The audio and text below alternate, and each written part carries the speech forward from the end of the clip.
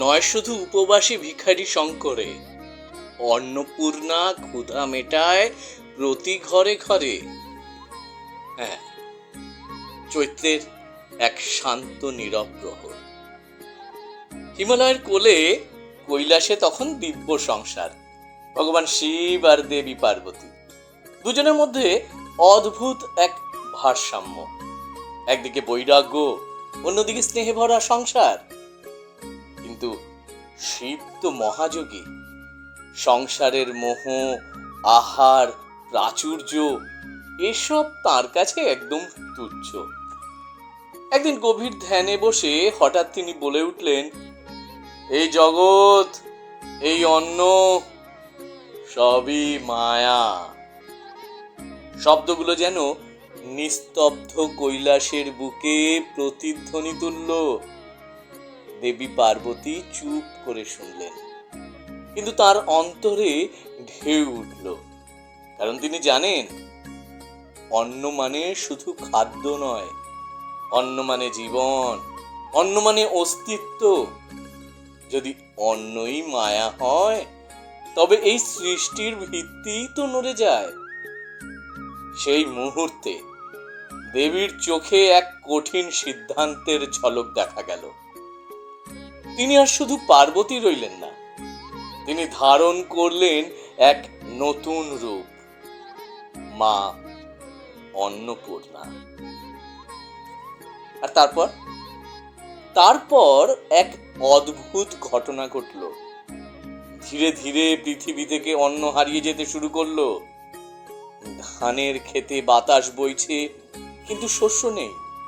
রান্নার হাঁড়ি আছে, কিন্তু অন্ন নেই। মানুষের ঘরে আগুন জ্বলছে, কিন্তু ভাত ফুটছে না। চারদিকে নেমে এলো দুর্ভিক্ষ। মানুষের চোখে ক্ষুধা, মুখে ক্লান্তি। প্রকৃতি যেন শূন্য হয়ে গেল। এমনকি মহাদেব স্বয়ংও অনুভব করলেন সেই অভাব। তিনিও বেরোলেন ভিক্ষার ঝুলি নিয়ে, দুয়ারে দুয়ারে ঘুরলেন। কিন্তু আশ্চর্য, কোথাও এক কণাও অন্ন নেই। শেষে পথ তাকে নিয়ে গেল কাশীতে, হ্যাঁ, পবিত্র সেই নগরীতে। সেখানে তিনি দেখলেন এক অপূর্ব দৃশ্য। এক দেবী বসে আছেন, হাতে অন্নপূর্ণ পাত্র, চারদিকে অন্নের সুবাস, আর তার মুখে অশেষ মমতা। তিনি সবার মধ্যে অন্ন বিলিয়ে দিচ্ছেন। ক্ষুধার্ত মানুষের মুখে ফুটছে তৃপ্তির হাসি। শিব থমকে দাঁড়ালেন। এই রূপ, এই করুণা, এ তো তাঁরই প্রিয় শক্তি। তিনি বুঝলেন, অন্নই সত্য, অন্ন ছাড়া জীবন অসম্ভব। নম্র হয়ে মহাদেব নিজেই এগিয়ে এলেন, ভিক্ষার জন্য হাত বাড়ালেন। আর মা নিজ হাতে তাকে অন্ন পরিবেশন করলেন। সেই মুহূর্তে শুধু ক্ষুধা নিবারণ হয়নি, এক গভীর সত্য প্রকাশ পেল। কি সেই সত্য?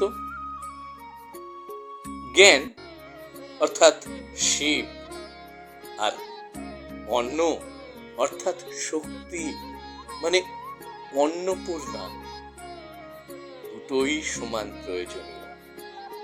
সৃষ্টি ও জীবনের জন্য দুটোরই সমান গুরুত্ব। সেই থেকেই অন্নপূর্ণা পুজো। চৈত্র শুক্লা অষ্টমীর পবিত্র তিথিতে ঘরে ঘরে এই পুজো শুরু হলো। এই ব্রত কথা থেকে আমরা কি শিখলাম? অন্ন কখনো অপচয় করা উচিত নয়। অন্ন মানেই ঈশ্বরের কৃপা। অন্নদানই সবচেয়ে বড় দান। যে ঘরে মা অন্নপূর্ণার স্মরণ থাকে সেখানে অভাব টেকে না। এই কাহিনী শুধু একটি গল্প নয়, এটা আমাদের প্রতিদিনের জীবনের আয়না। কারণ সত্যি বলতে এক মুঠো অন্নই আমাদের বাঁচিয়ে রাখে, আর সেই অন্নই ঈশ্বরের সবচেয়ে বড় আশীর্বাদ। মা অন্নপূর্ণার কৃপা দৃষ্টি প্রত্যেক ঘরে ঘরে থাকুক, এই আমাদের সকলের কামনা। জয় মা অন্নপূর্ণার জয়।